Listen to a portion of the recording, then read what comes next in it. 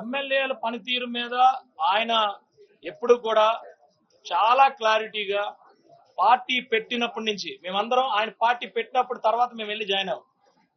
అప్పటి నుంచి ఇప్పటి వరకు ఒకటే లైన్ లో ఉంటున్నారు ఆయన. ఆ లైన్ లోనే మేము ఎమ్మెల్యేలు అందరం పనిచేస్తున్నాం. ఆ లైన్ లోనే మమ్మల్ని నెక్స్ట్ ఎలా పనిచేయాలి, ఏం చేయాలనే దాని మీద ఆయన మాట్లాడటం జరిగింది. ఇది మాకు అక్కడ డిస్కషన్.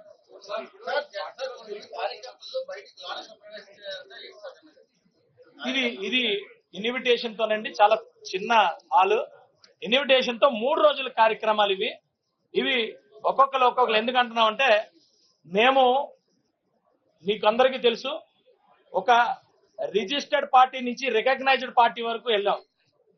రికగ్నైజ్డ్ పార్టీకి ఉండాల్సిన కొన్ని ఫార్మాలిటీస్ ఉంటాయి. అవి మేము ఈ రోజు ఆ తీర్మానాలు చేసుకోవడం, వాటికి అనుగుణంగా మేము చేసుకుంటున్నప్పుడు డెఫినెట్ గా మరి ఆ రిస్ట్రిక్షన్స్ ఉంటాయి. మా నాయకులు, మా కుర్రోళ్ళు అందరూ కూడా మాతో సహకరిస్తారు, మమ్మల్ని అర్థం చేసుకుంటారు.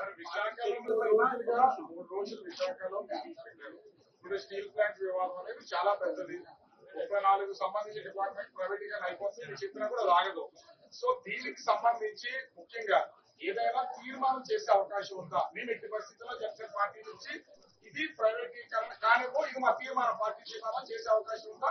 మీ అధ్యక్షుడిని ఈ విధంగా ఏమైనా మోటివేట్ చేసే అవకాశం ఉందా? అదే మీకు చెప్పా, స్టార్టింగ్ లోనే చెప్పా, స్టీల్ ప్లాంట్ ప్రైవేటీకరణ జరుగుతుందని ఎప్పుడు చెప్పారు?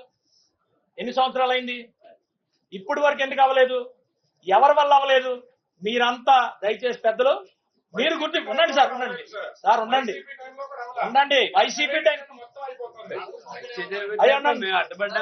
గురుగారు, వైసీపీ టైంలో వాళ్ళు చేస్తానంటే మేము అపోజిషన్ లో ఉండి మేము అడ్డాం.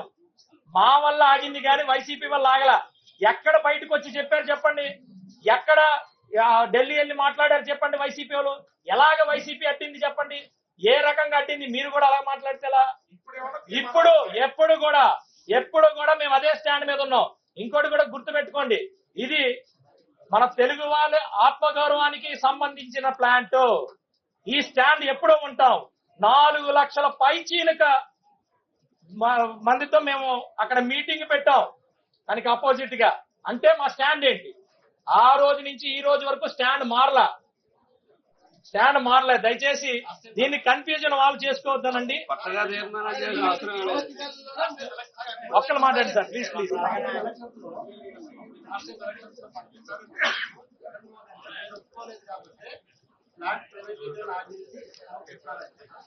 జగన్మోహన్ రెడ్డి చెప్పేవన్నీ అబద్ధాలే. జగన్మోహన్ రెడ్డి ఉండండి సార్, ఉండండి. అసెంబ్లీలో తీర్మానాలు ఎలాగుంటాయంటే, ఇప్పుడు సుగాలి ప్రీతి గారికి సిబిఐ పంపించినట్టు ఒక జీవో రాసి తీసుకెళ్లి ఏదో డెస్క్ లో పడేశారు, ముందుకు కూడా అలాగే ఉంటాయి.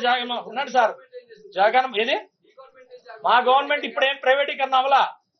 మీరు గుర్తించాలి. సుగాలి ప్రీతిది ఏంటనేది అందరికీ తెలిసిన విషయాలేనండి. మా గవర్నమెంట్ ఏం చేస్తుంది కూడా మేము చెప్తాం. అది ఇప్పుడు మేము గవర్నమెంట్ లో ఉన్నాం. లా అండ్ ఆర్డర్ అనేది ఒకరి చేతుల్లో ఉంది, అలాగే హోమ్ మినిస్టర్ ఒక చేతుల్లో ఉంది. ఇది ప్రొసీజర్ లో ఉంది. పాతం ఏమనేది బయటికి తీస్తున్నాం. ఇది ఒకటే కాదు, డెఫినెట్ గా మా స్టాండ్ చాలా క్లియర్ గా అక్కడికి వెళ్ళి అమ్మాయి కోసం మేము నిలబడ్డాం. మన గవర్నమెంట్ 5 ఎకరాల భూమిని 5 సెంట్లు పొలం చెప్పు. ఇవన్నీ కూడా 5 ఎకరాలు మీరు చూసుకోండి. 5 ఎకరాల భూమి కర్నూలుకి దగ్గరలో, వాళ్ళ ఊర్లో 9 కిలోమీటర్లు మేము ఇంప్లిమెంట్ చేసాం. వాళ్ళకి ఎకరా 2 కోట్లు అని అంటున్నారు, మాకు తెలీదు. అలాగే 5 సెంట్ల భూమి కర్నూలులో ఇచ్చాం. దానికి ఇల్లు ఇమ్మని అడుగుతున్నారని కట్టించేదానికి ఇవన్నీ జరుగుతాయి. మీకు ఒకటి విషయం, ఫస్ట్ సుగాలి ప్రీతి అనే అమ్మాయి ఇష్యూ అనేది డెఫినెట్ గా బయటికి తీయాలి, పాయింట్ నెంబర్ 1.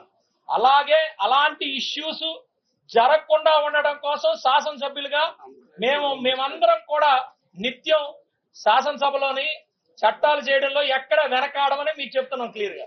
ఒక ఇష్యూ గురించే కాదు, అలాంటి ఇష్యూలే జరగకూడదు అనేది మా స్టాండ్. సుగాలి ప్రీతి విషయం బయటకు వచ్చింది కాబట్టి ఇప్పుడు ఎన్నికల కోసం జనసేన పార్టీ సుగాలి ప్రీతిని వాడుకుంది. ఇప్పుడు సిబిఐ కేసు విషయంలో ఏమీ తలెత్తట్లేదు. మీరు జనసేన కార్యాలయం ముందు ఆందోళన చేస్తాం సుగాలి ప్రీతి తల్లిదండ్రులు ప్రకటిస్తున్నారు. అంటే అది మీరు ఏమి చేయలేదనే కదా, తల్లిదండ్రులు స్వయంగా. ఏమండి, ఒక్కటి చెప్తాను వినండి. ఏమి చేసాం ఏమి చేయలేదనేది అందరికీ తెలిసిన విషయమే. ఇది ఒక ఎమోషన్స్ తో కూడుకున్న ఒక అంశం. మేము కమిట్ అయ్యాం కాబట్టే మేము మా పవన్ కళ్యాణ్ గారు అక్కడ సభ పెట్టారు కాబట్టే వాళ్ళ ఇద్దరు తల్లిదండ్రులు ఇద్దరికి కూడా రెవెన్యూలో ఉద్యోగాలు వచ్చాయి. 5 ఎకరాలు భూమి ఇచ్చాం, 5 సెంట్లు స్థలం ఇచ్చాం. ఇలాంటివి అనేకమైనవి వాళ్ళకి సపోర్ట్ వచ్చిందంటే కేవలం పవన్ కళ్యాణ్ గారి వల్ల. వాళ్ళకి తెలియదేమో యాక్చువల్ గా ఇల్లు కట్టించేమన్నారు. ఇల్లు కట్టించేందని సిస్టమ్ లో ఇద్దరు ఉద్యోగస్తులు ఇవ్వడానికి లేదు. ఇప్పుడు వాళ్ళు అడుగుతున్న దాంట్లో అది వాళ్ళు అడిగేది గొంతెం కోరికలు ఉన్న విషయాన్ని తెలిసి కూడా మీరు మళ్ళీ అది అసలు సుగాలి ప్రీతి ఇష్యూనే రేజ్ చేసింది పవన్ కళ్యాణ్ గారు, సాల్వ్ చేసింది పవన్ కళ్యాణ్ గారు. మళ్ళీ మీరు ఏ విషయం కూడా వాళ్ళ తల్లిదండ్రులు చెప్పింది మేము చెప్పింది కూడా వినాలి కదా, మీరు మేము చెప్పింది కూడా వినాలి కదా. మాకు తెలిసింది గవర్నమెంట్ సైడ్ మేము చెప్తున్నాం, మేము చేసింది చెప్తున్నాం, మేము చేసింది కూడా చెప్తున్నాం కదా.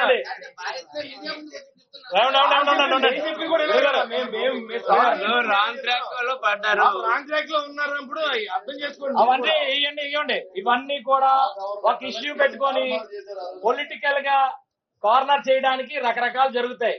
ఆ కెపాసిటీ గానీ ఆ చిత్తశుద్ధి గానీ జనసేన పార్టీకి ఫుల్ గా ఉంది, ఎదుర్కొనే కెపాసిటీ ఉంది. ఆ ఇష్యూని క్లియర్ చేసే చిత్తశుద్ధి మా దగ్గర ఉంది. అది అతి త్వరలో ఇవన్నీ కూడా క్లియర్ అవుతాయి. ఎవరైతే దీని మీద ఇవన్నీ కూడా కలుపుతున్నారో వాళ్ళు బయటపడతారు, డౌట్ లేదు. అయిపోయింది. ఇంకోటి చెప్పండి. జరగదు. మేమంతా జనసేన స్టాండ్ అదే చెప్తున్నాను సార్. ఈ రోజు కాదు, ఏ రోజైతే వినండి సార్, జనసేన ఏ రోజైతే అంత పెద్ద సభ పెట్టామో ఆ రోజే చాలా క్లారిటీగా చెప్పాం. ఆ రోజు ఉండండి సార్, ఒకసారి మీరు ఉండండి. ఆయన అడిగారు కదా, సమాధానం చెప్తున్నాను ఆయనకి.